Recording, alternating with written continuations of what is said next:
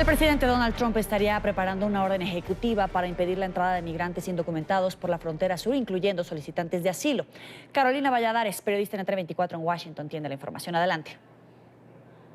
¿Qué tal? Buenas tardes desde Washington. Según el New York Times y también el Washington Post, estos serían ahora los planes de la Casa Blanca. De esta forma, el presidente de los Estados Unidos, Donald Trump, estaría cerrando la frontera a los indocumentados, pero también, muy importante, a aquellas personas que buscan asilo y que viajan en esta caravana de inmigrantes, en su mayoría hondureños, pero también centroamericanos, que partió de Honduras hace 2 semanas y que ahora mismo se encuentra en el sur de México rumbo a los Estados Unidos. Fue el propio Donald Trump quien hace unas horas alimentó el suspenso a través de Twitter.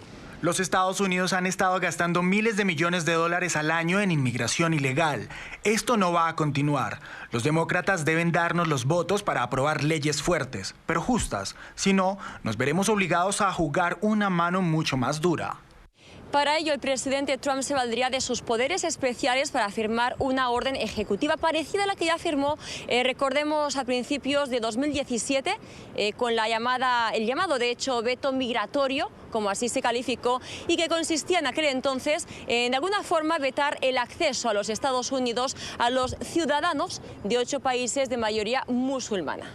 Bueno, él ciertamente puede emitir una orden ejecutiva diciendo eso y ver cómo evoluciona con el paso del tiempo. Va a lucir como un veto latino si lo hace simplemente en la frontera sur y al enfrentarse con esta caravana de migrantes de Centroamérica que huyen a la violencia en su país. Así que así se va a ver, pero le puede dar un intento, puede intentarlo.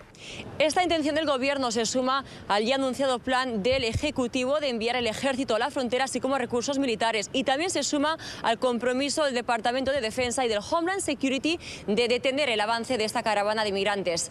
Desde Washington, Carolina Valladares para NTN24. Gracias, Carolina. Y en esta parte del programa quiero darle la bienvenida a Arnulfo Valdivia Machuca, ex embajador de México en Colombia. Gracias por estar con nosotros. Bienvenido. Muchísimas gracias, Joely. Un gusto estar, como siempre, aquí con ustedes. La ley estadounidense ampara a los inmigrantes que huyen de la persecución a solicitar asilo una vez llegan a Estados Unidos, pero Trump pretende suspender esta provisión para los centroamericanos, argumentando temas de seguridad nacional. Esta medida va a provocar una batalla legal de derechos de los migrantes contra temas como soberanía o seguridad nacional. A ver, Joely, yo creo que desafortunadamente sí, pero también creo que desafortunadamente es todo un plan bien orquestado para introducir una polémica preelectoral en un entorno en el que en Estados Unidos se preveía claramente una victoria del Partido Demócrata. Ante esta situación es ya un hecho comprobado y además difundido en varios medios que los Estados Unidos estaban perfectamente claros sobre esta caravana que se estaba organizando, también con fines políticos en Honduras, por cierto, y que permitieron que siguiera porque parece que es bastante conveniente en temas de la división que se puede generar para obtener claros beneficios electorales. ¿Podría resultar bien al presidente Donald Trump, es decir, que gane en las elecciones porque los republicanos y muchos de los votantes están a favor de estas restricciones a los migrantes, a pesar de las condiciones del discurso, etcétera? Bueno, a ver, esto no es nuevo, Joely, en el tema de la lucha electoral estadounidense. En las elecciones pasadas, donde el presidente Trump resultó triunfador, el tema migratorio fue el tema. Es decir, hoy, desafortunadamente, las elecciones se han venido moviendo a partir de temas polarizadores, no solo en los Estados Unidos, en donde, bueno, probablemente sea el ejemplo más lamentable, pero también más claro, pero en otros países. Realmente esta capacidad de polarizar alrededor de temas que le son sumamente emotivos al votante se ha convertido en la estrategia electoral en varios países, y Estados Unidos, repito, no solo no es la excepción, sino que ha sido casi el ejemplo de cómo se puede lograr. ¿México le está haciendo el trabajo sucio a Trump, pero sin muro? A ver, Yoli, yo creo que ese es pues digamos, un debate que se ha venido teniendo en México repetidamente y que desde mi punto de vista no es un debate. A ver, México tiene y debe tener la capacidad soberana de poder permitir la entrada a su territorio de migrantes bajo la condición que sea. En este caso son personas en vulnerabilidad, en estado de vulnerabilidad, y es lamentable que además hayan sido usados, porque muchos de ellos fueron usados políticamente por la oposición hondureña para hacer ver mal a su gobierno y por el gobierno para ver mal a la oposición por organizarlo, y esto ya se les salió de control y se les salió de tamaño. Pero, a ver, el viejo debate de que si México está haciéndole la tarea sucia a los Estados Unidos en la frontera sur, yo creo que México tiene que, y es desafortunado que México hoy no tenga esa política migratoria integral, esa política migratoria basada en una serie de principios de política pública, porque el detener a los migrantes o el atenuar la entrada de migrantes en el sur no es hacerle trabajo sucio a los Estados Unidos, es hacerle un trabajo al propio México, porque si bien es cierto que en el sur se puede alegar y se podría discutir que los migrantes tienen un derecho de tránsito, que es lo que se alega en el sur para decir que tienen que pasar, cuando llegan a la frontera norte y tenemos miles y miles de migrantes, recientemente fue el caso de los haitianos, pero tenemos miles y miles y miles de mexicanos y centroamericanos varados en las ciudades fronterizas de México con Estados Unidos, donde en realidad se han convertido también el fenómeno migratorio en un problema gravísimo, no solo de humanitario, porque estas personas con frecuencia no tienen techo, no tienen comida, no tienen seguridad social, no tienen seguridad pública incluso, pero también en un tema con el que el gobierno mexicano de todos modos acaba lidiando en el norte. Entonces, sí, los migrantes que se dejan pasar en el sur, pues en el norte se convierten ya en un problema grave. ¿Y es una valoración real, existente, construir un muro fronterizo, pero en la frontera sur de México? Yo creo que eso es absolutamente absurdo. Mira, me parece también de repente bastante absurdo como en México, cuando tú haces una encuesta y dices que sí hay que construir un muro en la frontera norte, es decir, en la sur de Estados Unidos, el 80% dice que no. Pero cuando tú dices que sí hay que construir uno en la frontera sur de México, el 80% de los mexicanos te dice que sí. Y esa es una encuesta, la encuesta de las Américas, que hace el CIDE cada año. Entonces, a ver, es absolutamente inviable y sería absolutamente errónea una política en ese sentido. México, desafortunadamente, tiene ya un plan, y digo desafortunadamente porque lo tiene, el programa especial de migración que se generó hace algunos años y que desafortunadamente no se puso en todas sus aristas en práctica, sobre todo en la parte de la política pública. Lo criticable quizá de esta y lo que atiza el debate en torno a de que si México le está haciendo el trabajo sucio a Estados Unidos es que desafortunadamente la política migratoria de México sigue gravemente y diría yo preocupantemente cargada hacia el lado policíaco y no hacia el lado que tiene que equilibrar la parte del control migratorio, que es la del desarrollo.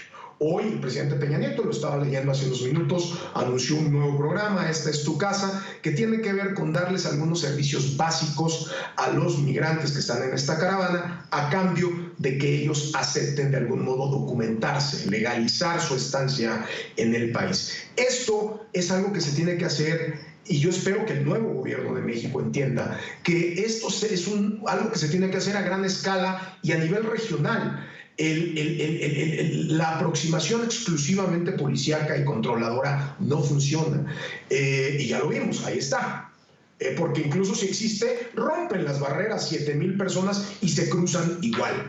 Entonces, esto está pasando todos los días. Hay que trabajar en los lugares de origen para generar desarrollo. Hay que perfeccionar y mejorar los planes de empleo temporal, los programas de empleo temporal en México, que haya circularidad, que es lo que no hay en el caso de Estados Unidos. Nosotros tenemos tantos migrantes mexicanos varados en los Estados Unidos porque dejó de existir la circularidad migratoria. Entonces, todas esas cosas que hemos aprendido, todas esas lecciones dolorosas que hemos aprendido desde México, hay que ponerlas en práctica en favor del desarrollo de Centroamérica para evitar estos episodios que hoy es políticamente motivado, Joely. Claro, en el camino se han unido muchísimas personas que efectivamente están en riesgo por temas de seguridad, por temas económicos, pero sí, esto va a pasar por otros temas también. Para concluir y brevemente, hay un doble discurso que le puede salir contraproducente al presidente electo, Andrés Manuel López Obrador, porque hoy se habla de otorgar visas humanitarias, pero escuchaba las cifras que tú dabas de rechazo, por ejemplo, a el paso de migrantes en la frontera sur de México. ¿Le puede resultar contraproducente en un futuro a López Obrador? Pues mira, ese programa de visas temporales ya existe. Eso que ha estado viniendo el presidente electo, que ha anunciado como si fuera algo nuevo, las visas temporales ya existen desde hace varios años. Yo creo que lo que se tiene que hacer, como en todos los casos, Joely, es que en estos procesos hay consecuencias positivas y negativas. Hay consecuencias positivas de la migración, y hay consecuencias negativas, por ejemplo, para las comunidades por donde estos flujos migratorios pasan. Hay que hacer política pública que permita compensar los efectos negativos y potenciar los efectos positivos. Te agradezco, Arnulfo Valdivia, ex embajador de México en Colombia, por estar con nosotros aquí en la tarde. Muchísimas gracias, Joely, a ustedes siempre. Hasta luego. El voto latino podría crecer en las elecciones de medio término de los Estados Unidos. Así lo reporta la Asociación Nacional de Funcionarios Latinos Electos. Según el organismo, 7.8 millones de hispanos votarían en las elecciones legislativas estadounidenses del próximo 6 de noviembre, un 15% más respecto a los últimos comicios de medio mandato. Este es un informe de nuestra cadena aliada La Voz de América. Aunque más de 29 millones de hispanos con ciudadanía estadounidense son elegibles para participar en la elección de legisladores y gobernadores del país, NALEO, la Asociación Nacional de Funcionarios Latinos Electos y Nombrados, estima que la participación hispana no igualará el número de votantes elegibles. Nacionalmente tenemos una proyección que casi 8 millones de latinos van a votar este año. 15% menos era hace 4 años, en el 2014. Sí tenemos proyectado aquí que va a haber más latinos votando aquí en Nueva York como en Nueva Jersey. Como importante califica Roberto Furgoni, director regional de la asociación, la participación de esta comunidad. Las leyes que pasen en este país nos afectan a todos, sean los que vivimos aquí, sean los que viven al exterior, sean personas que son ciudadanos americanos que están viajando a otras partes del país. El efecto de lo que estamos haciendo aquí, lo que hace el gobierno, tiene impacto por todo el mundo. Un llamado generalizado se ha hecho a los habilitados para que participen en los comicios que se llevarán a cabo el próximo 6 de noviembre. Por lo pronto avanza la votación temprana, en la cual se ha visto una participación activa. Además, el director señala que la comunidad latina no solo participa como votante en la política estadounidense. Desde concejales, a alcaldes, a miembros de la legislatura, a miembros de posiciones federales, en todos cargos hay latinos corriendo. En esta parte del programa quiero saludar a Dori Toribio, corresponsal en la Casa Blanca. Bienvenida a tu casa, aquí en NTN24, ¿no? Muchas gracias. Quiero comenzar preguntándote, hasta ahora hay más participación según los medios. ¿A qué se puede deber? Y si no sé si se puede hacer una proyección respecto al sentido de voto que va a tener en las próximas elecciones. En general, observándolo en términos generales, está habiendo mucha movilización en estas elecciones para ser unas elecciones legislativas de mitad de mandato, las que normalmente en Estados Unidos vota muy poca gente. Los patrones que estamos viendo hasta ahora en general es que los votantes, tanto demócratas como republicanos, están muy movilizados. Y efectivamente hay datos de organizaciones muy importantes que estudian el voto hispano y el voto latino que apuntan a que puede haber una movilización también importante en estas elecciones y están basándose en datos de registro de votantes y en voto anticipado. Pero siempre conviene establecer una alerta, yo creo, porque en 2016, en las elecciones presidenciales, el voto anticipado entre los votantes hispanos también se disparó. Recuerdo estar hablando en agosto, principio de septiembre de 2016, que podría establecerse un récord de voto hispano en aquellas elecciones presidenciales, y recordemos que después no fue así, que después el voto cayó apenas entre 12 y 13 millones de votantes, aunque se esperaban casi 27. Por eso siempre conviene establecer esta cautela. Es cierto que las previsiones apuntan bien, pero aún quedan casi 2 semanas en las elecciones y, como sabes, está pasando tanto en Estados Unidos que conviene ver si esto se convierte realmente en una realidad más que en una tendencia. Me gustaría analizar estas dos noticias que están en desarrollo previo a esta elección. ¿Cómo puede o qué tanto puede ser el peso de la polarización, del discurso de polarización, este debate que hay entre los medios, el presidente, los propios partidos políticos en las urnas? Los que saben de estas cosas están estableciendo la división, y ya no solo la división, es la ira, el enfado de muchos ciudadanos, de un lado y de otro, por unas razones o por otras. Lo están estableciendo como uno de los factores principales por las que parece que hay tanta movilización en estas elecciones. Pero después también está la pregunta de los temas, las noticias, los ciclos informativos son tan rápidos y duran tan poco.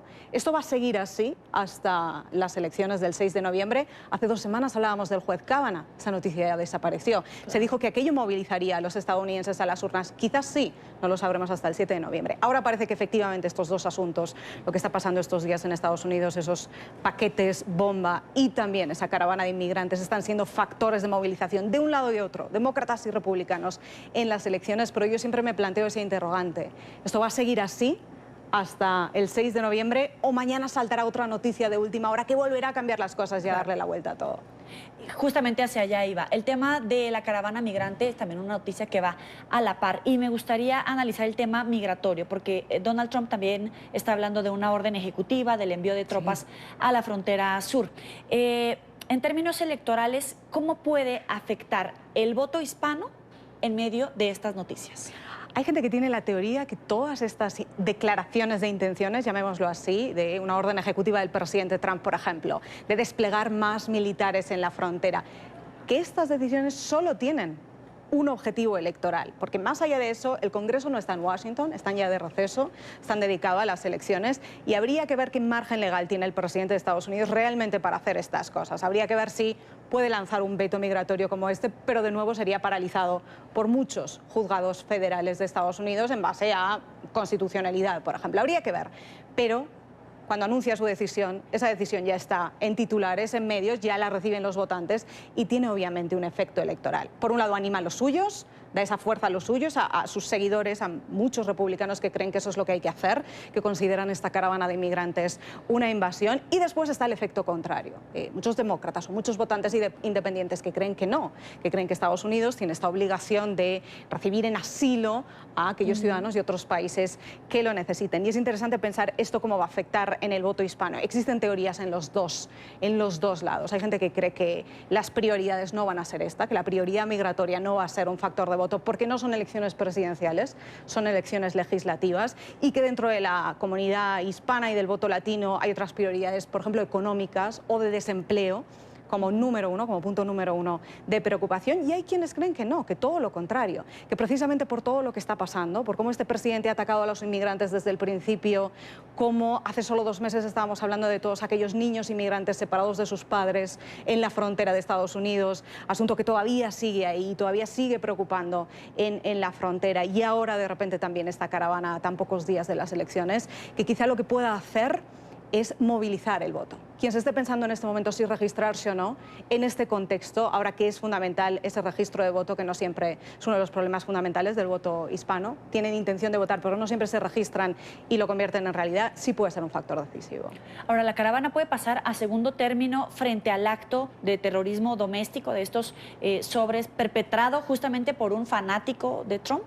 Sí, sí puede pasar a un segundo término. Y existe ahora todo este debate en Washington, incluso quienes enlazan los dos asuntos, de un lado y de otro. Hay conservadores que están diciendo que precisamente el tema de los paquetes explosivos es una excusa demócrata, lo están llamando. Algunos incluso van más allá y lo llaman una farsa para ya no hablar de la caravana de inmigrantes. Y luego tenemos el argumento contrario. Hay gente que cree que es todo lo contrario, que lo que está haciendo el presidente es intentar desviar la atención de este tema que ellos consideran tan importante, ahora con otro asunto mucho más llamativo o mucho más poderoso a la hora de atraer el voto. Tenemos estas narrativas, pero al final yo siempre intento establecer cautela porque son narrativas políticas.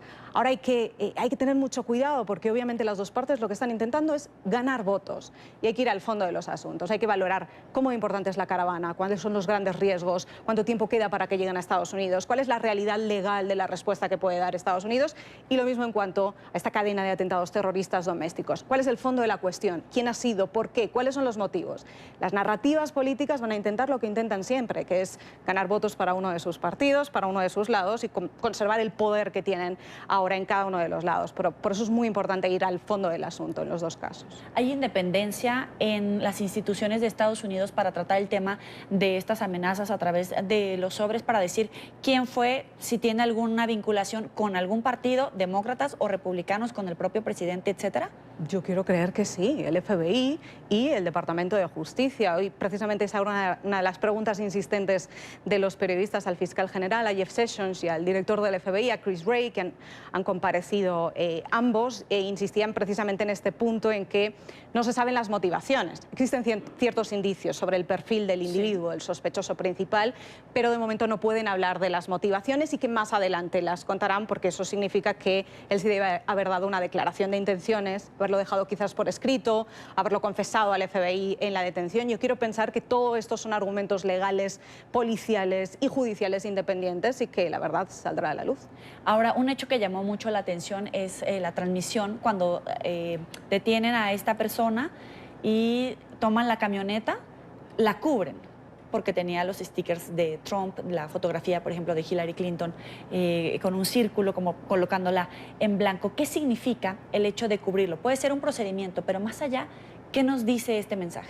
Yo creo que yo siempre intento ver las cosas desde el punto de vista de las fuerzas policiales y de seguridad. Doy por hecho que lo hacen por una cuestión de mantener intacta la investigación y el curso de la investigación, porque para ellos proteger esta información es lo más importante para mantener sellada la investigación, más allá de lo que publiquen los medios. Pero efectivamente se da todo en un clima de tanta división. Hay tanta gente en Estados Unidos en este momento debatiendo, incluso utilizando el argumento de que todo esto ha sido un ataque falso. Por eso en la rueda de prensa el director del FBI ha insistido tantas veces en que estas son bombas verdaderas, estas no son bombas falsas, porque existe toda esta narrativa. Yo creo que también un poco lo que trataban de hacer al ocultar estas imágenes es calmar algo este debate tan polarizado que hay ahora mismo en Estados Unidos, admitiendo los que están cargando contra esa persona porque es republicano, fanático de Trump, sin tener todavía todos los datos y al mismo tiempo los contrarios, los que le están defendiendo como un lobo solitario, una persona desequilibrada que ha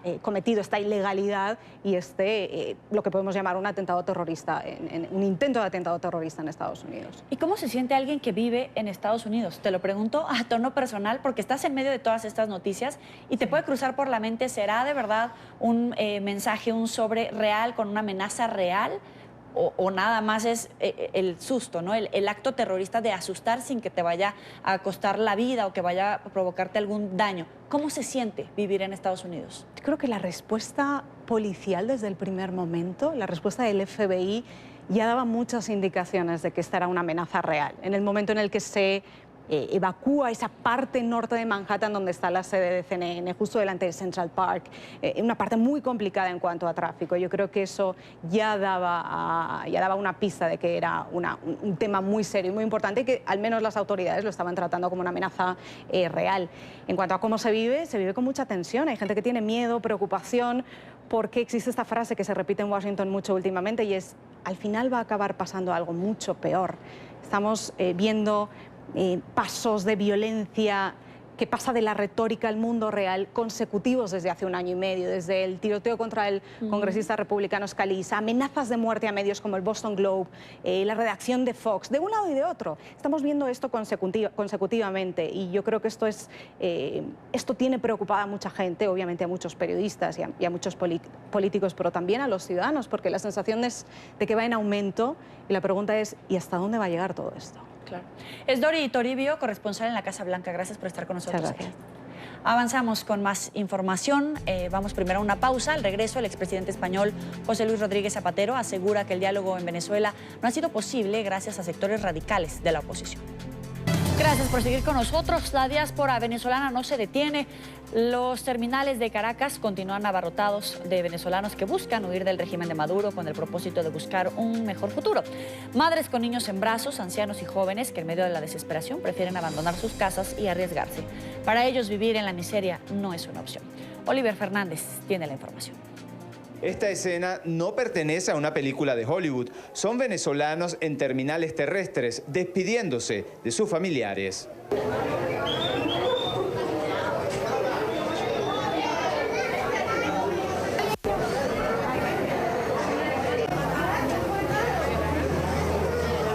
El terminal Rutas del Sur despide a decenas de ciudadanos al mes. El hambre y la falta de oportunidades los obliga a abandonar su tierra. Damaris Aumaitre tiene 72 años. En esta oportunidad despidió a otro de sus nietos. Asegura que se está quedando sola. Los venezolanos no nos merecemos esto, por ningún concepto. No es posible que por problemas políticos, ideológicos, a un país se haya llevado hasta donde se haya llevado. Yo no tengo el poder para castigarlo, pero espero que Dios los castigue como se lo merecen, porque este pueblo no se merece esto. Y es que vivir en Venezuela se ha convertido en una carrera de obstáculos. Algunos lo califican como un exterminio. Una obstaculización total de vida. No puedes sacar cédula, no puedes sacar pasaporte, no puedes hacer una vida. No puedes comprar arroz, no puedes comprar pasta, no puedes comprar carne. No hay carne, no hay pollo, no hay huevo. Entonces, ¿cómo vive uno? Entonces, como tú comprenderás, esto es un exterminio disimulado.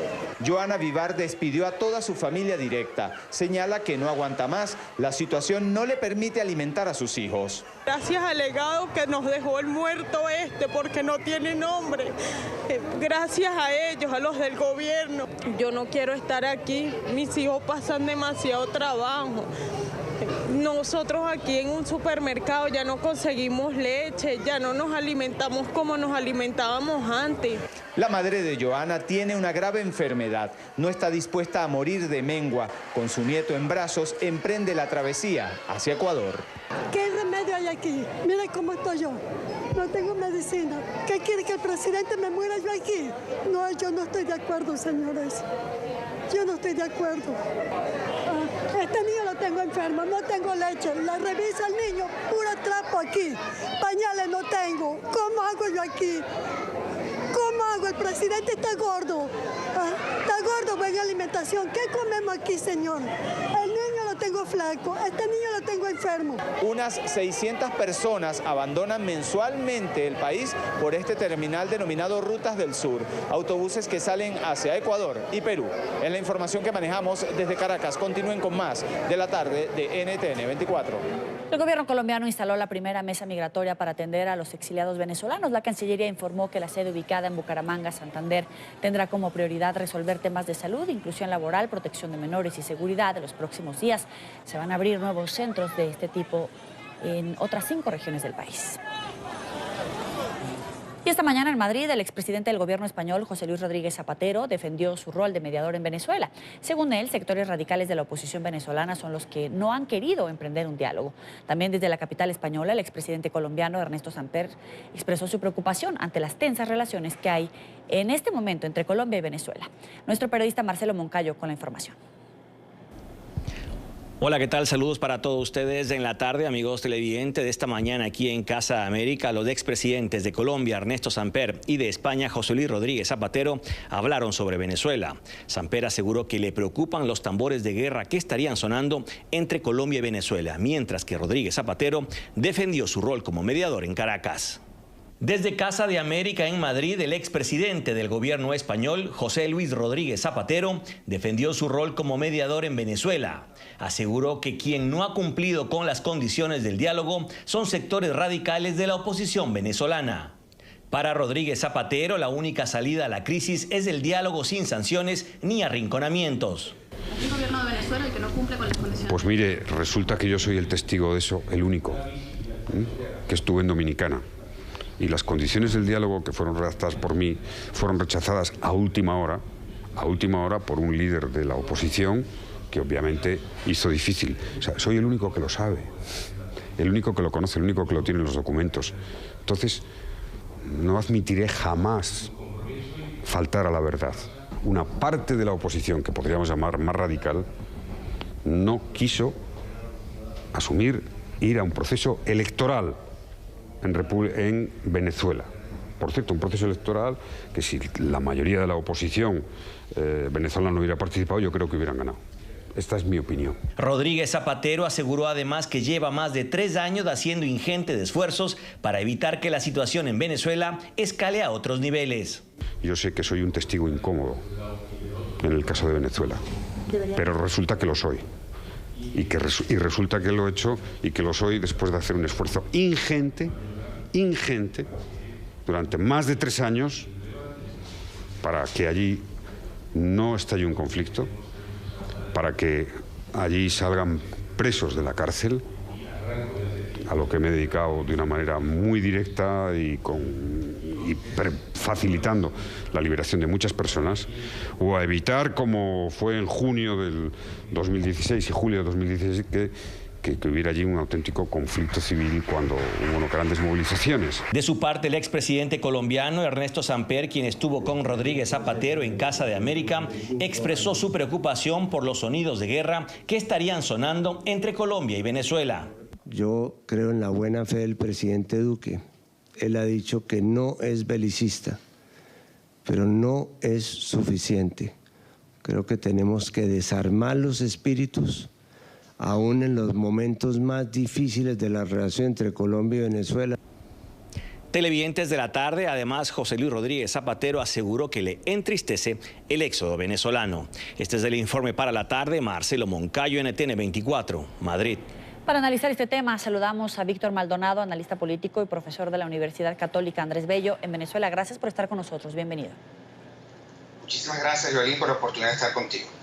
Quiero comenzar preguntándole, ¿hay condiciones para el diálogo o ese capítulo está agotado? Está absolutamente agotado y yo creo que la Unión Europea en sus últimas declaraciones lo ha ratificado. No hay condiciones para ningún tipo de negociación porque el gobierno no quiere negociar nada. El gobierno propone a través de sus agentes, como precisamente Zapatero, propone un conjunto de condiciones que espera que se cumplan por parte de la ciudadanía. Una ciudadanía que no tiene tiempo para perder porque, como ustedes mismos lo han presentado en su programa hoy, está padeciendo hambre, enfermedad, violencia, represión y muerte. Así que no hay tiempo para ninguna negociación que le dé tiempo al régimen para seguir al frente del poder. ¿Cuál es la fuerza en este momento de la Mesa de la Unidad Democrática? Bueno, en Venezuela no hay una sola oposición, sino varias expresiones de oposición. La Mesa de la Unidad Democrática, que fue la última que negoció con el gobierno, en este momento está muy debilitada, pero ha surgido otra con muchísima fuerza, la coalición Soy Venezuela, dirigido por María Corina Machado. Esta coalición ha sido precisa, firme y contundente en ratificar que no hay espacios para la negociación, que no hay ninguna posibilidad de sentarnos con el régimen para darle al régimen el tiempo que quiere para seguir afectando la prosperidad de los venezolanos y que lo único que tendría que ocurrir en este momento es que el régimen deje el poder que está ejerciendo sin legitimidad y sin legalidad. Ahora, María Corina Machado fue atacada. ¿Qué tiene que pasar para que la oposición cierre filas a un grado más fuerte contra el régimen de Nicolás Maduro? Bueno, yo creo que hay consensos de base muy, pero muy fuertes. 8 de cada 10 venezolanos quieren que el régimen se vaya ya. 8 de cada 10 venezolanos no quieren nada con el socialismo del siglo XXI. 8 de cada 10 venezolanos quieren una transición que se dé de inmediato. 8 de cada 10 venezolanos quieren la restauración de la República Democrática con Estado de Derecho y poderes públicos independientes. Y si de lo que nos estamos refiriendo es de los grupos de la oposición, yo creo que es indudable de que las señales que están dando todos los grupos de oposición indican que hay bastante consenso en negarle al régimen la oportunidad de ganar tiempo a través de parodias de negociación mal dirigidas por un mitómano como José Luis Rodríguez Zapatero, que dice lo que no es. Aquí está él absolutamente desacreditado como mediador, porque no es mediador, es un agente del régimen que utiliza la extorsión, el chantaje y el amedrentamiento para tratar de imponer las condiciones del régimen. Bueno, y afortunadamente la fortaleza de los interlocutores que ha tenido, pues le ha negado la victoria que él quiere reclamar desde España. Pero hay espacio para el diálogo cuando, por ejemplo, María Corina Machado fue atacada por grupos de seguidores del oficialismo venezolano. No hay ningún espacio para el diálogo cuando el régimen no practica la política, sino la antipolítica de la violencia, del uso de la fuerza pura y dura, de la persecución de los políticos, del hostigamiento de la disidencia. Y eso no tiene retroceso. Yo no concibo ninguna forma de que ese gobierno que reprime y que es indiferente a los problemas de los venezolanos, que prefiere que los venezolanos huyan despavoridos del país porque los amenaza el hambre, la violencia y la muerte, yo no concibo que haya la posibilidad de sentarnos con él para trazar una hoja de ruta que en 2 o 3 años normalice el país. El gobierno de Nicolás Maduro está colapsando, es incapaz de atender las necesidades de los venezolanos y no tiene ningún interés en normalizar la ruta democrática. Ha cometido trampa en esa ficción de elección que lo reeligió como presidente, ha cometido trampa en esa ficción de elección que montó una asamblea constituyente espuria, ha cometido trampa en las elecciones de gobernadores y alcaldes, y ahora quiere cometer trampa en ese fraude electoral que llama elecciones municipales. No hay forma de un espacio de diálogo común, de un territorio común que se pueda compartir con un régimen que no cree en la libertad, no cree en la democracia, ha degradado la república a una tiranía y por supuesto no quiere ceder de ninguna manera el poder. Ahora, Semper decía que suenan los tambores de guerra entre Venezuela y Colombia. ¿Coincide? Yo no creo. Yo creo que el gobierno colombiano, presidido por Duque, lo que ha sido es muy firme en denunciar la inconveniencia de un régimen que no respeta garantías, derechos y libertades a los conciudadanos y que no es capaz de atender la emergencia humanitaria por esta estampida de migración desordenada que lamentablemente estamos sufriendo. Lo que dice Duque, lo dice el gobierno de Brasil, lo dice el gobierno de Ecuador, lo dice el gobierno de Argentina, lo dice el gobierno de Chile, lo dice el gobierno de Perú, lo dice el gobierno de Panamá, lo dice el gobierno de Estados Unidos, lo dice la Unión Europea, lo dice Canadá. Entonces no le carguemos al presidente Duque una culpa que no tiene. Todo el continente americano, todo el mundo occidental está indignado porque es imposible comprender por qué un país como Venezuela se ha arruinado en las dimensiones que se ha arruinado y viola los derechos en las dimensiones que viola los derechos de sus ciudadanos. Con miras a salir de la crisis, la ruta, por ejemplo, de los países que denunciaron a Nicolás Maduro ante la Corte Penal Internacional, incluso el respaldo que ofreció ayer la Eurocámara para que varios países de Europa se sumen a esta condena y se lleve ante tribunales a Nicolás Maduro. ¿Esa es la ruta? Yo creo que la ruta es la sumatoria de toda esa indignación internacional transformada en sanciones y presiones al régimen para que comprenda que no tiene ninguna posibilidad de mantenerse en el poder. Y eso sumado a la demanda institucional interna de que las instituciones que todavía sostienen al régimen reaccionen y se pongan del lado del ciudadano. Y a eso sumado la movilización ciudadana que por supuesto victimizada, reprimida, hambriada, perseguida, hostigada, extorsionada, incluso con la comida, todavía sí, en el último mes sumó más de 900 manifestaciones y protestas de calle, precisamente por inconformidad con la forma como el régimen ejerce y practica el poder. Le agradezco a Víctor Maldonado, analista político y profesor de la Universidad Católica Andrés Bello. Muchísimas gracias. Hasta luego. Los trabajadores universitarios de Venezuela emplazaron al presidente Nicolás Maduro a buscar una solución a la reducción de sus beneficios contractuales que ejecutó el Ministerio de Educación Universitaria y que desmejoró sus condiciones. Señalan que el salario que perciben se devaluó y cobran sueldos de hambre, que no les alcanza para comer y alimentar a sus familias. Intentaron marchar en la ciudad de Caracas, pero contingentes de la Guardia Nacional y de la Policía Nacional lo impidieron. Luis Alejandro Laya, periodista en NTN24 en Caracas, tiene el informe. Señor presidente, a usted lo invitamos a que sobreviva con el sueldo que ganamos. No somos guarimberos, somos trabajadores. Con estas consignas reclamaron los trabajadores universitarios de Venezuela que les hayan sido desmejorados sus salarios por parte del Ministerio de Educación Universitaria. Señalan que en los 2 meses que tienen de protestas han denunciado en repetidas oportunidades que lo que cobran no alcanza para vivir, lo califican de salario de hambre. Un trabajador universitario en Venezuela no vive, sobrevive con lo poco que logra devengar del salario, ¿no?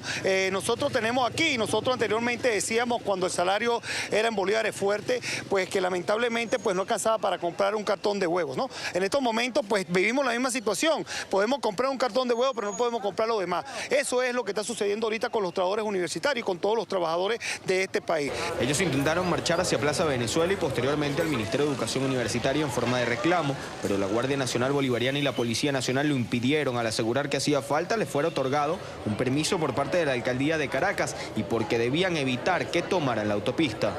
Tiene que tener la autorización. Pero de aquí hasta ahí.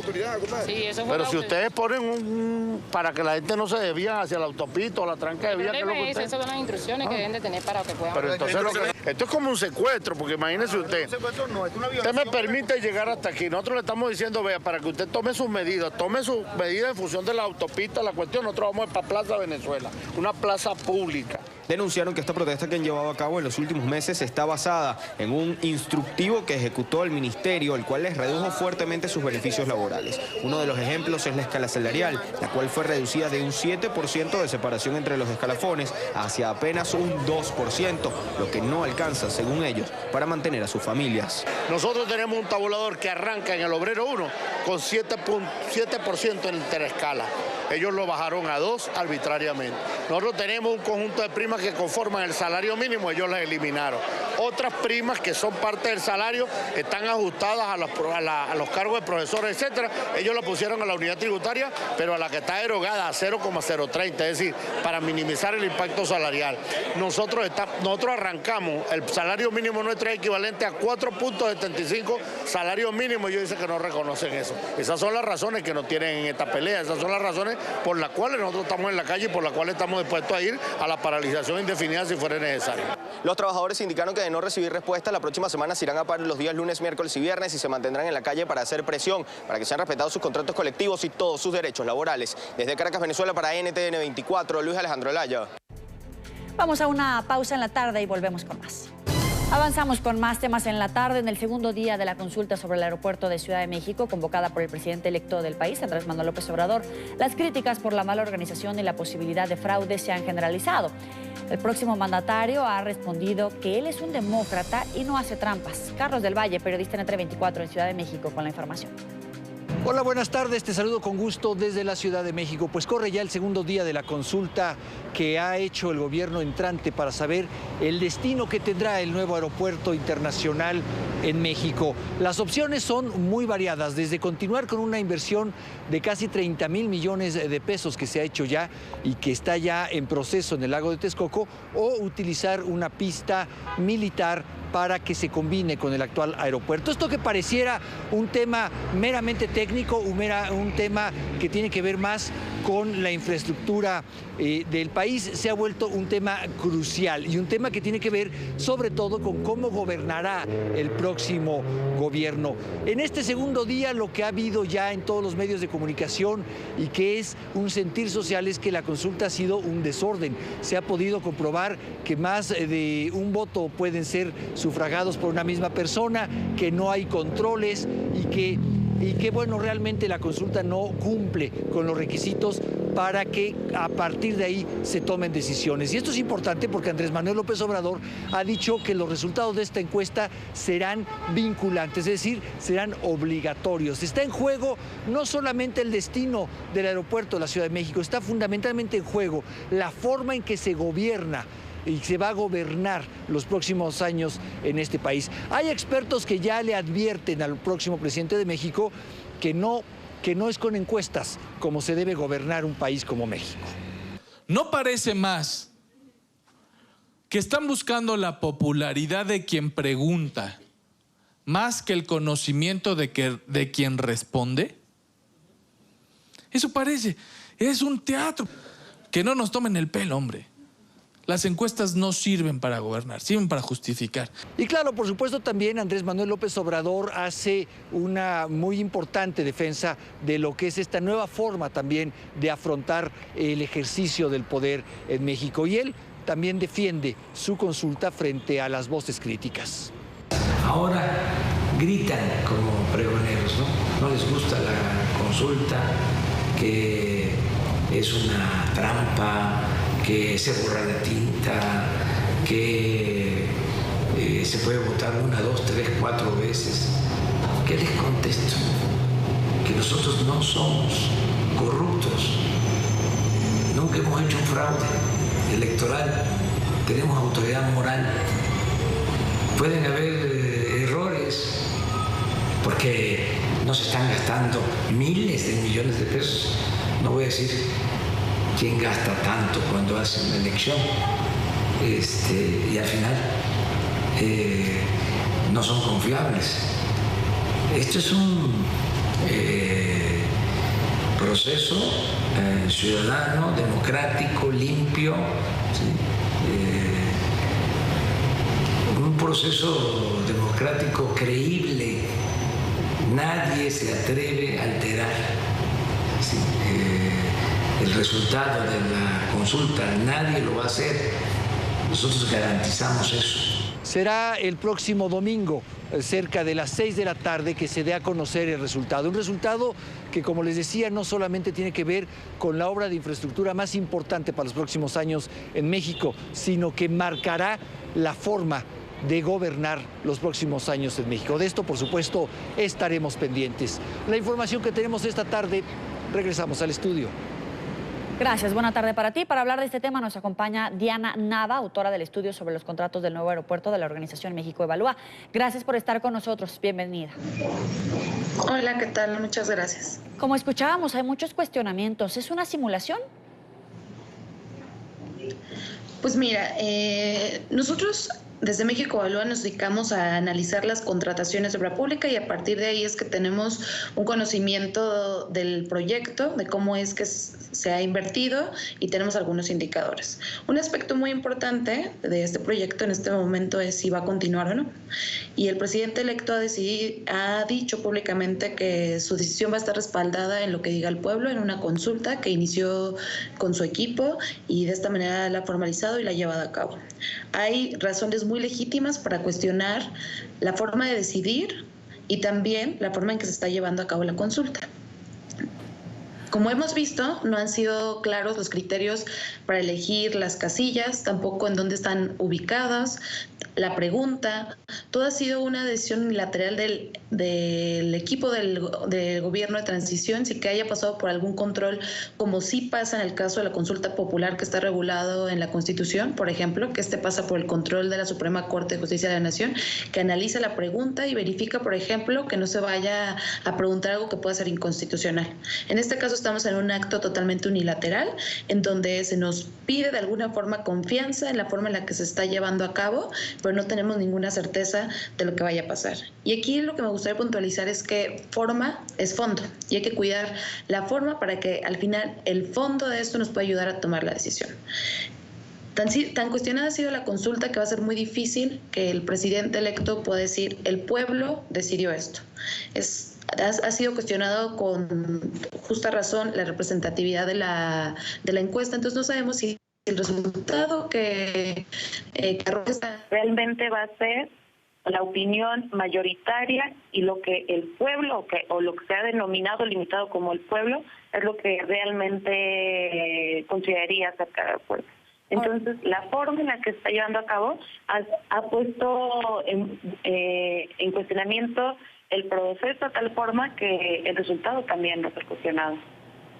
Ahora, justamente quiero hacer hincapié en la pregunta, ¿una opción de aeropuerto o la otra? ¿La gente sabía de lo que estaba hablando al votar por una o por la otra? Pues mira, si bien en el caso, por ejemplo, del nuevo aeropuerto se ha destacado por una mayor transparencia y tenemos más información sobre sus contratos, la verdad es que la información sobre el costo y el tiempo no es totalmente cierta. Se dijo, por ejemplo, que iba a costar en un principio 168,000 millones de pesos y ahora cuesta 75% más, 285,000. Este monto ha sido cuestionado incluso por el nuevo gobierno, que tiene una cifra que puede ser mucho mayor.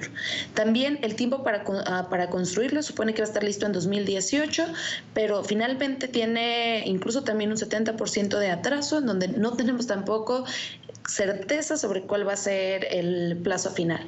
Entonces, los datos sobre los que estamos decidiendo sobre el nuevo aeropuerto no han sido validados de manera independiente, que nosotros tengamos plena confianza de que así es como se está definiendo el nuevo aeropuerto y estamos votando por él en estos términos. Esto por un lado. Por el otro, tenemos el proyecto de Santa Lucía, del cual no tenemos los documentos de planeación completos ni suficientes para poder vislumbrarlo, cotizarlo y tener plena certeza del tiempo que se va a tardar, todos los beneficios. Ahorita estamos ante datos paramétricos, un cálculo general, pero no tenemos todavía detalles sobre este proyecto para que realmente podamos comparar estos dos proyectos. Decidir entre uno y otro es una decisión difícil que ciertamente no le corresponde a los ciudadanos. No tenemos toda la información. Si bien es importante tomar en cuenta cuál es el sentir de la ciudadanía, este debería ser un insumo para retroalimentar la decisión del gobierno si es que así lo quiere hacer, pero no debería ser el punto de partida y menos en condiciones en donde la información es insuficiente y es cuestionada. Incluso se ha planteado que probablemente el aeropuerto de Santa Lucía no sea del todo viable, entonces no hay un estudio definitivo que nos diga que sí lo es. Y podría llegar el caso en que estuviéramos decidiendo entre un proyecto que se ha cuestionado por costos y precios y también se ha dicho que posibles problemas de corrupción por parte, al decirlo insinuado, del grupo de transición, y por otro lado una propuesta que no es viable. Entonces es una decisión muy compleja que implicaría verificar cuáles son los costos, los riesgos y los beneficios de cada uno, y esto tendría que pasar por un análisis técnico en donde la opinión de la ciudadanía, si bien es importante, no debería ser el sustento ni la justificación principal de esta decisión. Por lo que está en juego a futuro, ¿esta decisión vale la pena tomarse a través de una encuesta? Escuchábamos a un especialista que decía, no se gobierna a través de consultas o de encuestas. Por la importancia de esta decisión a futuro, ¿debía ser así? La situación es muy compleja, como evidentemente lo ha dicho el presidente electo. Él ha dicho, yo voy a adoptar este proyecto y como van las cosas, posiblemente en mi administración se va a construir y ni siquiera voy a poder inaugurarlo ni verificar que pueda operar con calidad. Tal es la gravedad de la decisión, si se quiere ver de alguna forma, o la complejidad que el presidente y el gobierno en turno tendrían que asumir toda la responsabilidad y no basar esta decisión en el resultado de una encuesta o de un sondeo. Como digo, puede ser un insumo muy importante para que pueda tomar en cuenta dentro de todos los aspectos que implica realizar un proyecto, pero no debe ser el determinante para tomar esta decisión. ¿Qué es lo que pasa en países que están en el ranking dentro del índice de infraestructura del Foro Económico Mundial? Ellos tienen entidades especializadas en infraestructura que se encargan de verificar toda la obra, toda la vida de un proyecto de esta magnitud. Ellos ven cómo nace, se encargan de que sea viable, factible, tenga todos los documentos de planeación, que se licita adecuadamente, y cuando se está realizando los trabajos ellos con lupa verifican que se haga con toda la calidad suficiente. Entonces, en este extremo, en donde hay una autoridad de infraestructura independiente y autónoma tomando todas estas decisiones con técnica, con capacidad y especialidad, y además cuando se requiera verificando qué es lo que opina la ciudadanía, no se puede ir de este extremo al caso en el que las decisiones sobre estos proyectos sean adoptados solo por la ciudadanía. Es muy importante el paso que se está dando, en donde se está tomando en cuenta cuál es la opinión, se está dando información más accesible y comprensible, pero este debería ser un insumo muy importante en la decisión, pero no el insumo determinante.